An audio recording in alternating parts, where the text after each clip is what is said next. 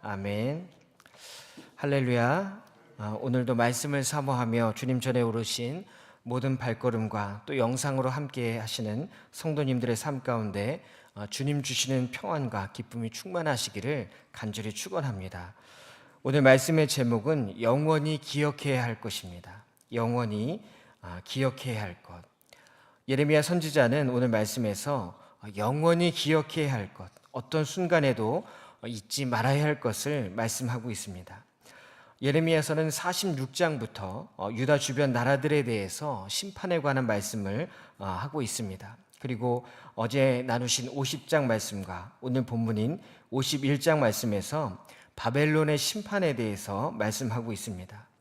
오늘 말씀이 64절까지 있는 긴 말씀이었고 또 50장 말씀이 46절까지 있었던 말씀입니다. 합쳐서 바벨론에 관해서만 총 110절의 긴 심판 말씀이 이어지고 있습니다. 내용을 읽다 보면 50장과 51장 말씀에서 여호와께서 이와 같이 말씀하셨다, 여호와께서 이와 같이 말씀하셨다라는 말씀이 계속해서 반복되어 나오고 있습니다. 이 말씀은 예레미야의 개인적인 생각이 아니라 하나님께서 말씀하셨다는 분명한 사실을 말씀하고 있습니다. 그런데 무엇을 말씀하셨느냐? 바벨론이 멸망할 것인데 그들이 한때는 하나님의 귀한 도구로 쓰임받았지만 그들의 죄로 인해서 우상 숭배와 교만으로 인해서 완전히 폐허가 될 것이다, 완전히 사라지는 나라가 될 것이라고 말씀하고 있습니다. 그런데 예레미야가 이 말씀을 선포할 당시에 이 말씀을 믿는 사람은 아무도 없었습니다. 왜냐하면 바벨론은 당시에 가장 강력한 나라였으며 결코 멸망하지 않을 것 같은 나라였기 때문입니다. 예레미야도 이 말씀을 전하면서 사람들이 자신의 말을 당장 믿을 것이라고는 기대하지 않았을 것입니다. 하지만 예레미야는 미래를 생각하며 하나님의 말씀을 전했습니다. 그리고 그 말씀을 유다 백성이 항상 마음에 품고 있기를 바랬던 것입니다. 예레미야는 주변 나라들에 대한 심판과 또 멸망에 대한 이야기를 하며 마지막으로 바벨론에 대해서 이야기합니다. 바벨론, 결코 무너지지 않을 것만 같았던 이 바벨론도 결국 대적하는 자가 생기게 되고 그들이 대처를 잘하고 요새를 잘 만들어도 결국 무너지고 말 것이라는 것입니다. 그러니 주변 나라들, 특히 절대 멸망할 것 같지 않던 이 바벨론을 의지하지 말고 오직 하나님만을 의지하라고 말씀하고 있는 것입니다. 오늘 본문 말씀을 크게 세 부분으로 나눠보면 1절부터 32절까지는 바벨론이 멸망당할 것을 말씀하고 있습니다. 또 33절부터 58절까지는 여호와께서 이스라엘을 위해서 보복하시며 바벨론이 황폐하게 될 것을 다시 반복하여 말씀하십니다.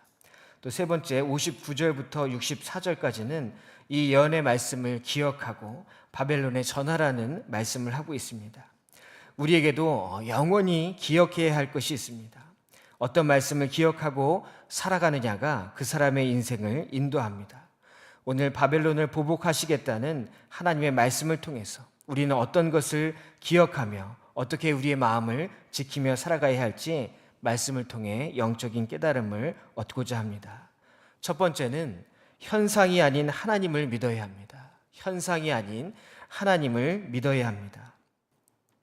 예레미야는 반복해서 바벨론의 재난에 대해서 말하고 있는데 당시에 바벨론은 그 누구도 함락시킬 수 없는 요새와 같은 곳이었습니다. 그런데 그냥 요새가 아니라 푸른 벽돌로 성문과 성벽을 만들고 그 주변을 운하로 만들었습니다. 또 성 안에는 높은 건물과 심지어는 공중 정원까지 있는 환상의 도시였습니다. 독일 베를린의 페르가몬이라는 박물관에 가면 이 바벨론의 성벽에 있던 8개의 문 중에 하나인 이슈타로의 문을 그대로 옮겨다가 복원해 놨습니다. 1990년대 초에 발굴한 것을 독일로 갖고 온 것입니다. 이 문은 높이가 14m나 되었습니다. 이 문에는 바벨론의 신을 상징하는 동물들이 조각되어 있었습니다. 그런데 실제로 이 문이 있던 곳에 유적지를 발굴해 보니까 이 문을 들어가면 800m에 이르는 넓은 도로가 있었다고 합니다. 도로 양쪽에는 사자와 용들이 조각되어 있었고 매년 3월에는 이 문부터 시작해서 넓은 도로에 이르는 이 공간에서 큰 축제가 있었다고 합니다. 이 슈타로 문을 통해서 도시에 들어가면 완전히 새로운 세계가 펼쳐졌던 것입니다. 예레미야가 유다 백성들에게 말한 것은 만약 너희들이 바벨론 포로로 가게 될 때 이러한 것을 보고 속지 말라는 것입니다. 아무리 화려해 보여도 환상적인 것 같아도 그것은 영원한 것이 아니라는 것입니다. 그곳에 황금색 벽돌로 만들어진 많은 신상들, 또 푸른색 벽돌로 치장된 건물들, 또 축제가 있고 풍요가 있는 곳이지만 재난의 날 그 모든 것들이 신기루와 같이 사라질 것이다.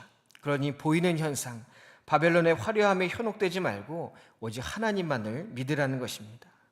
오늘 8절 말씀에 이스라엘과 유다가 이스라엘의 거룩하신 이를 거역함으로 죄가가 땅에 가득하나 그의 하나님 만군의 여호와에게 버림받은 호라비는 아니니라 라고 기록하고 있습니다. 비록 이스라엘과 유다의 죄로 인해서 그들이 바벨론에 끌려갈지라도 하나님께서 그들을 버리지 않으시겠다는 것입니다. 여기서 호라비가 아니라는 것은 바벨론의 대부분 남자들이 끌려갔기 때문에 호라비라는 표현을 쓰고 있습니다. 비록 그들이 포로로 잡혀갈지라도 하나님은 결코 그들을 버리시지 않으신다는 것입니다. 그러나 화려해 보였던 바벨론은 하나님께서 버리고 마신다는 말씀이 오늘 반복해서 나오고 있습니다. 왜냐하면 그들 마음 가운데 하나님이 없었기 때문입니다. 그들은 자신들이 스스로 힘이 있다고 생각했고 교만했고 하나님 없이 살아겠습니다. 그들이 강해지고 다른 나라와의 전쟁에서 승리할 수 있었던 이유는 사실 그들이 강해서가 아니라 하나님이 그들을 유다를 비롯한 주변 나라들을 심판하는 도구로 사용하셨기 때문입니다. 그런데 마치 자신들이 대단해서 그 일을 할 수 있었던 것으로 착각했던 것입니다. 그러기에 그들은 우상을 섬기고 죄악 가운데 거했던 것입니다. 하나님은 이들의 최후를 오늘 말씀하고 있습니다. 그들은 현상만을 바라보며 살아갔던 자들입니다. 세상만을 바라보며 세상의 풍요를 추구했던 사람입니다. 하나님 없이 살아갔던 사람입니다. 그들을 어떻게 하나님께서 심판하시는지 오늘 분명하게 나와 있습니다. 62절 하반절에 보면 이 땅을 멸하여 사람이나 짐승이 거기에 살지 못하게 하고 영원한 폐허가 되리라 하셨나이다. 하나님 없는 인생은 폐허와 같은 인생이 되고 맙니다. 우리가 영원히 기억해야 할 것은 지금 당장 눈에 보이는 현상이 아니라 영원하신 하나님을 믿으며 살아가야 할 줄로 믿습니다. 어느 순간에나 하나님만을 믿는 복된 삶이 되시기를 간절히 축원합니다. 두 번째는 소문이 아닌 말씀을 들어야 합니다. 소문이 아닌 말씀을 들어야 합니다. 45절에 나의 백성아 너희는 그 중에서 나와 각기 여호와의 진노를 피하라 라고 말씀하고 있습니다. 하나님께서 바벨론을 심판하실 때 그 아름다웠던 성벽과 성문, 높은 건물들 모든 것이 황폐하게 될 때 유다 백성에게 그곳을 피하라고 말씀하고 있습니다. 그리고 그때 수많은 소문들로 인해서 두려워하지 말라고 말씀하십니다. 46절 상반절에 너희는 마음을 나약하게 말며 이 땅에서 들리는 소문으로 말미암아 두려워하지 말라라고 말씀하십니다. 소문이란 것은 출처가 불분명합니다. 또한 소문은 호기심을 불러옵니다. 소문은 검증 단계가 없습니다. 또 소문은 몇 사람만 거치면 눈덩이처럼 커지게 됩니다. 그런데 소문이 많아지는 때가 어느 때냐? 사회가 불안할 때 수많은 소문들이 생겨나게 됩니다. 이처럼 소문은 마음을 나약하게 하고 두렵게 합니다. 그러기에 그 소문에 귀 기울이며 사는 것이 아니라 우리는 언제나 우리의 마음을 흔들리지 않게 하는 하나님을 의지하며 하나님의 말씀을 의지하며 살아가야 할 줄로 믿습니다. 이것이 바로 마음을 지키는 방법이고 생명을 지키는 길이 되는 줄 믿습니다. 예레미야는 59절 말씀에서 시드기야 왕이 바벨론으로 갈 때 스라야라는 사람을 통해서 바벨론에 대한 예언의 말씀을 책에 기록해서 갖고 가도록 합니다. 그리고 그곳에서 읽고 유브라데 강 속에 던지라고 합니다. 말씀을 완전히 마음에 새기고 그것을 기억하라는 것입니다. 우리는 이처럼 소문이 아닌 하나님의 말씀을 듣고 또 그 말씀을 마음에 간직하며 살아가야 할 줄로 믿습니다. 세상의 소문을 듣는 사람은 불안할 수밖에 없습니다. 하지만 하나님의 말씀을 듣고 사는 사람은 하나님께서 그 마음의 중심을 지켜주실 뿐만 아니라 그 삶을 가장 선한 방법으로 인도하실 줄 믿습니다.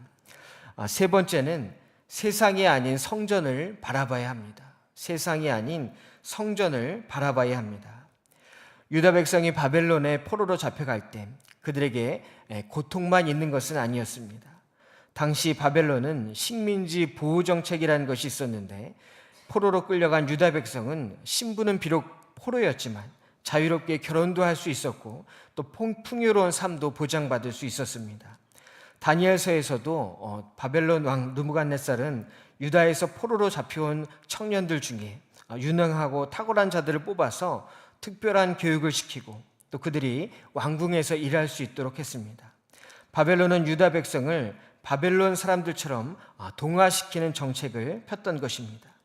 그런데 사실 포로 신분이었지만 그곳에서 사는 것에 만족했던 사람도 있었고 그곳에서 정착하여 유다 백성이 아닌 바벨론의 백성으로 하나님을 섬기는 것이 아닌 마르둑 신을 섬기게 된 포로들도 있었습니다.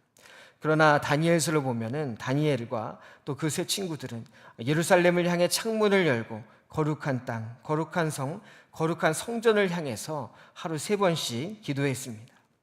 가장 강력한 제국 바벨론의 마음을 뺏기지 않기 위해서 그의 시선을 하나님께로 돌렸던 것입니다. 왜냐하면 지금은 가장 강력해 보이지만 하나님의 그 예언의 말씀을 따르면 언젠가는 멸망하고 말 그 나라가 바로 바벨론이었습니다. 그 나라만을 의지하며 바라보며 살아갈 이유가 없었던 것입니다. 50절 말씀에 칼을 피한 자들이여 멈추지 말고 걸어가라. 먼 곳에서 여호와를 생각하며 예루살렘을 너희 마음에 두라라고 말씀하고 있습니다. 예루살렘을 너희 마음에 두라. 곧 성전을 생각하고 여호와 하나님을 생각하라는 것입니다. 비록 예루살렘의 성전이 무너지고 수치를 당했지만 비록 그들이 포로로 바벨론에 끌려오게 되었지만 하나님의 때 하나님이 그들을 심판하시고 그들의 우상을 멸하실 것이니 세상을 바라보지 말고 성전을 바라보며 즉 기도하며 하나님만을 바라보라는 귀한 말씀입니다.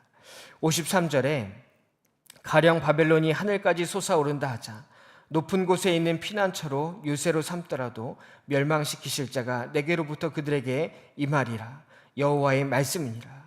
세상을 움직이시는 분, 또 다스리시는 분, 심판하시고 또 새롭게 세우시는 분은 바로 우리 하나님 뿐이신 줄 믿습니다. 그러기에 우리는 다니엘처럼 성전을 바라보는 삶, 즉 하나님을 향해 언제나 기도하는 삶을 살아야 하는 것입니다. 유다 백성이 바벨론으로 끌려가게 될 때 그들은 무슨 생각을 했을까요? 하나님께 버림받았다. 이제는 끝이구나. 이렇게 생각했을 것입니다. 그러나 그들이 막상 바벨론에 도착하여 풍요로운 삶을 또 자유로운 삶을 살게 되었을 때 그들은 어떤 생각을 했을까요? 하나님 없이도 살 수 있구나 생각했을 것입니다. 하지만 예레미야서는 오늘 말씀을 통해서 분명히 말씀하고 있습니다.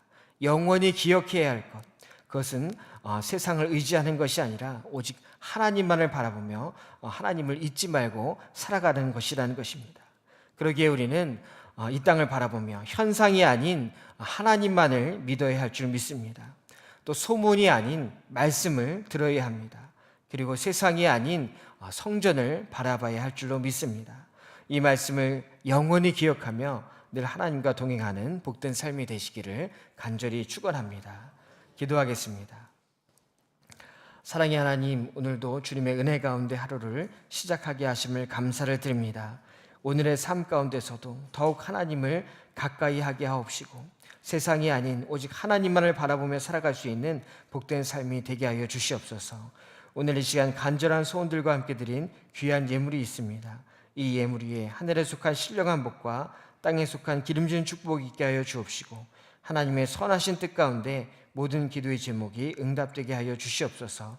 기도로 하루를 시작하오니 성령님께서 동행해 주시는 복된 하루가 될 줄 믿사오며 살아계신 우리 주 예수 그리스도의 이름으로 간절히 기도하옵나이다.